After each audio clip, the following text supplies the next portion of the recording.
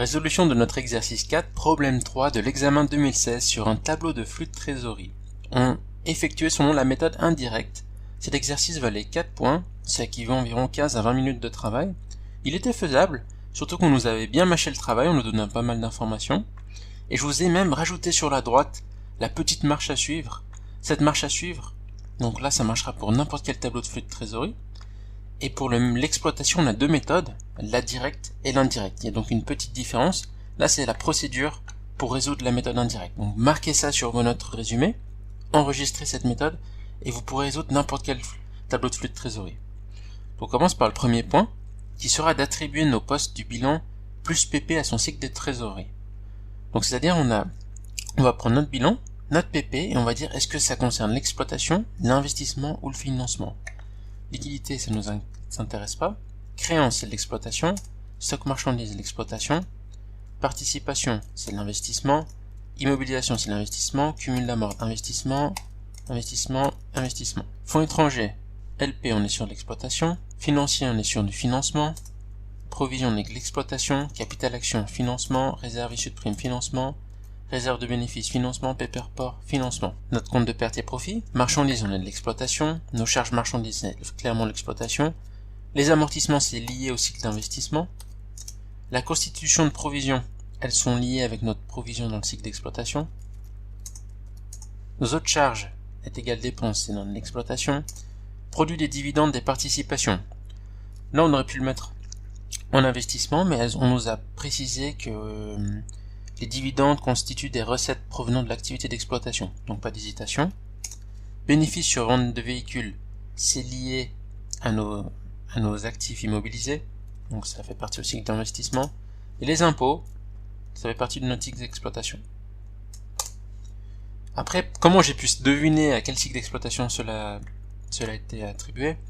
Donc là, il faut vraiment revoir vos notes, parce que c'est vraiment un grand sujet, ou sinon, le plus simple, ce qui va marcher la majorité du temps, c'est que les investissements, c'est vos actifs immobilisés, les actifs à long terme. Le financement, c'est tout ce qui est du passif à long terme et capitaux propres. Et l'exploitation, c'est tout ce qui est nos actifs circulant à court terme et souvent nos passifs à court terme, mais qui ne sont pas financiers. On va déjà établir le premier point. Maintenant, le deuxième point. On va maintenant corriger notre bénéfice de 13 avec tous les éléments de notre compte de perte et profit qui ne font pas partie de notre cycle d'exploitation. Donc les amortissements, immobilisation corporelle de moins 10. Ça a déjà été effectué, donc je le mets en jaune, comme ça on se souvient que ça a déjà été traité. On a le prochain, des immobilisations amortissements sur immobilisation corporelle immeuble de 4. On voit que ça a déjà été effectué, donc je le mets en jaune. Et le troisième point, c'est notre bénéfice sur vente de véhicules de 1. Je dois le diminuer, parce que là on est en train de corriger, donc là c'était des chiffres négatifs, je les ai mis en positif pour corriger. Là c'est un chiffre positif, je le mets en négatif pour corriger. Moins bénéfice sur vente de véhicules. Moins 1. On a pu traiter tous les éléments du point 2. On n'a que des éléments d'exploitation qui restent. Troisième point, variation du bilan des postes d'exploitation. Donc on va prendre tous nos éléments avec la petite lettre E et on va remplir les variations.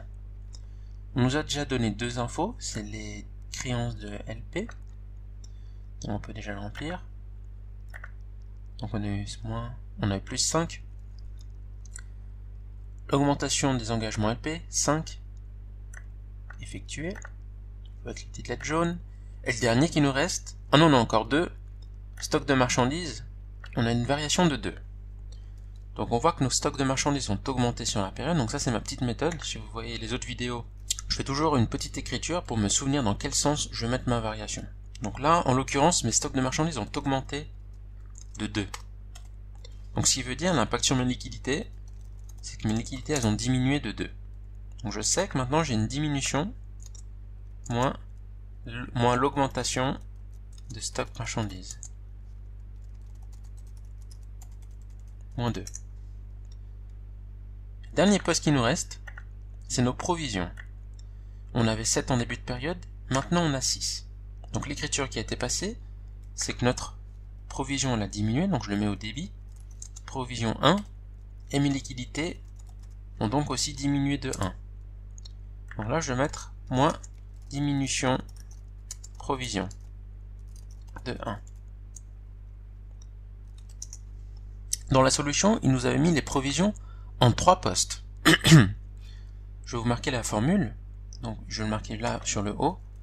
Provision au 1er janvier, plus constitution, moins utilisation, moins dissolution, moins utilisation, ce qui nous donne les provisions au 31/12. En début de période, on avait 7. On voit dans notre compte de perte et profit que nous avons une constitution de 5 et une dissolution de 2. On sait que notre solde de fin d'année est de 6, ce qui nous donne 7 plus 5 plus donne 10. Donc on avait une utilisation de 4, moins 4. Ça, j'arrive bien à 6. En fait, on avait 3 postes. On avait une constitution de 5, une dissolution de 2, donc elles ont bien à notre compte de perte et profit, et notre utilisation de 4, qui n'est pas apparente dans le compte de perte et profit. Pourquoi? Elle a certainement dû être comptabilisée dans ce poste des autres charges et dépenses pour annuler, justement, on a eu cette provision, on a eu cette dépense qui avait déjà provisionné, qui a eu cours pendant l'année. Donc maintenant, elle s'est mise directement dans un compte de charge. Donc elle n'est pas vraiment apparente. Donc vous aurez pu mettre aussi en détail. Pour moi, si vous mettez directement la valeur de 1, on devrait vous compter juste.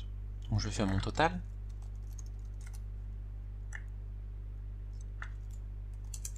Et j'arrive à un flux de trésorerie d'exploitation de 33.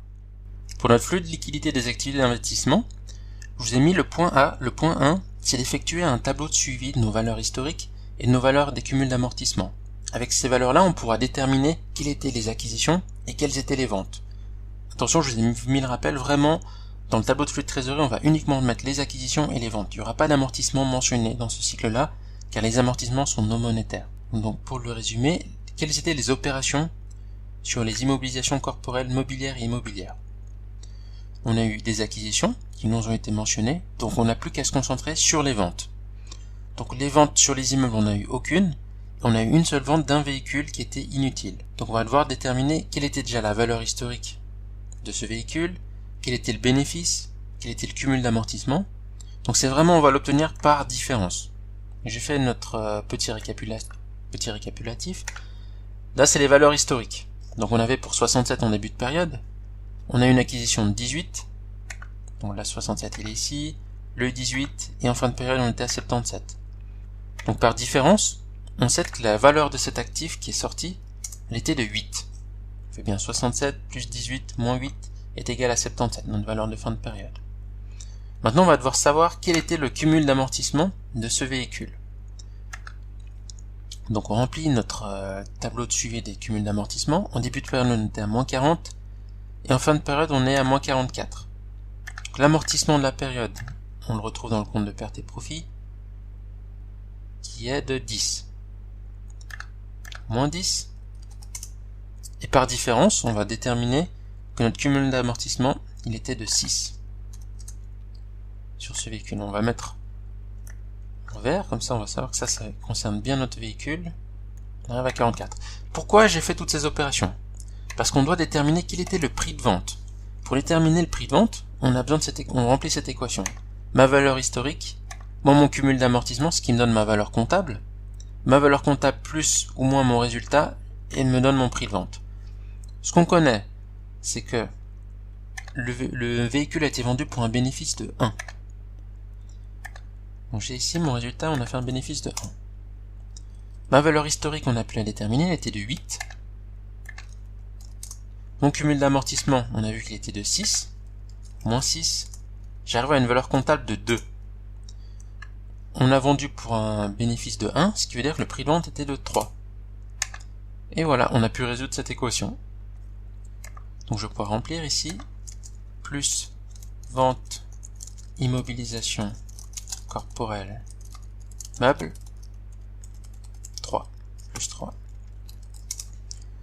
Donc tout ça, ça a été traité. Et le dernier poste qui nous reste sur les immobilisations, c'est les participations. On avait 27 en début de période. On sait que les dividendes sont déjà dans l'activité d'exploitation, donc on va pas les remettre dans l'activité d'investissement. Et ils ont augmenté de 4. On est passé de 27 à 4. Donc là, on a eu une dépense, qu'on a augmenté notre participation.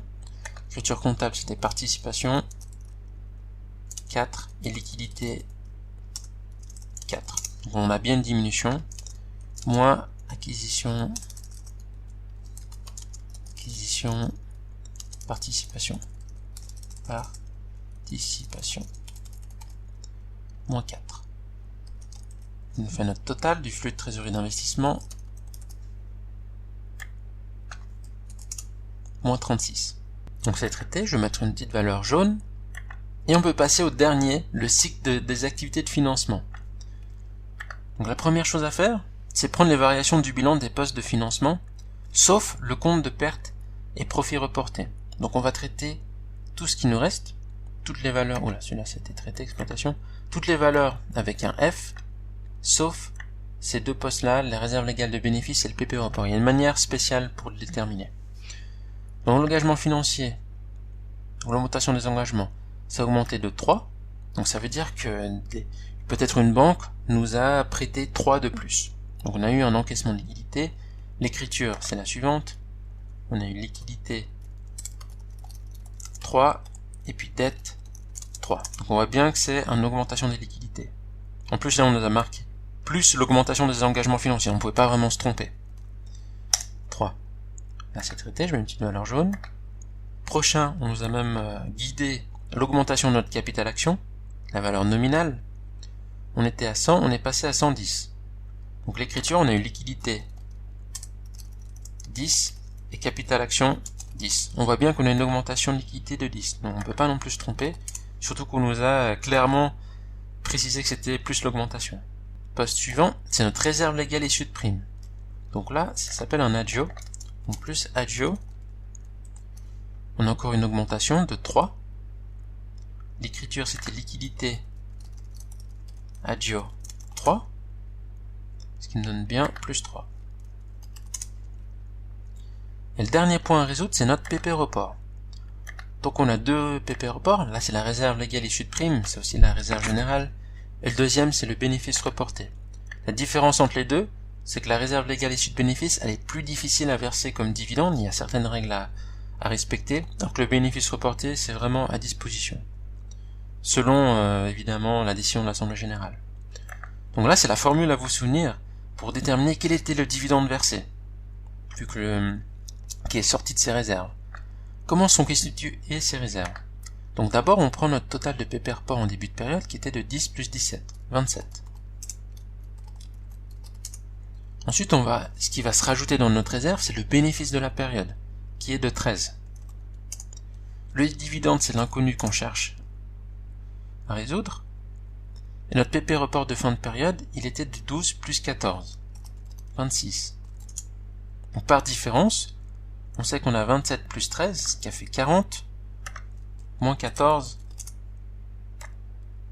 et j'arrive bien à 26. Donc on a un versement dividende de 14, moins versement dividende, moins 14. Et ce qui nous donne le total de notre flux des activités de financement. On fait le total. Et notre total, la variation des flux de trésorerie, variation liquidité, doit nous donner théoriquement moins 1. Et on arrive bien à moins 1, qui est notre différence de liquidité au PP. Ça, c'est vraiment le test pour s'assurer qu'on a bien inclus toutes les variations.